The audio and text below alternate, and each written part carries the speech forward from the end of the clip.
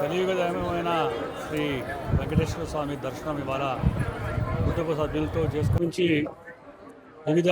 రాష్ట్రాల నుంచి వివిధ దేశాల నుంచి పెద్ద ఎత్తున ఈరోజు వెంకటేశ్వర స్వామి దర్శనం చేసుకోవడానికి వారికి టీటీడీ తర్వాత ఆంధ్రప్రదేశ్ ప్రభుత్వం అనేకమైన సదుపాయాలు కలిగించి ఎవరికి ఇబ్బంది రాకుండా మరి దర్శనం చేయించి భోజనాలు ఉచిత బస్ సర్వీసు చేయడం ఇది చాలా సంతోషకరమైన విషయం. అలాగే తెలంగాణ నుంచి కూడా మా యొక్క శాసనసభ్యులు, పార్లమెంట్ సభ్యులు, ఎమ్మెల్సీలకు కూడా చంద్రబాబు నాయుడు గారు ప్రభుత్వం సదుపాయాలు కల్పించి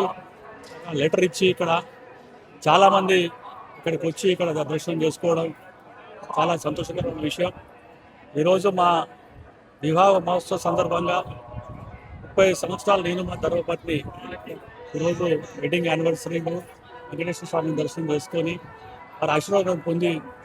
తెలంగాణలో కూడా భారతీయ జనతా పార్టీ తప్పకుండా అధికారం రావాలని చెప్పి భగవంతుడిని వెంకటేశ్వర స్వామిని కోరుకుంటూ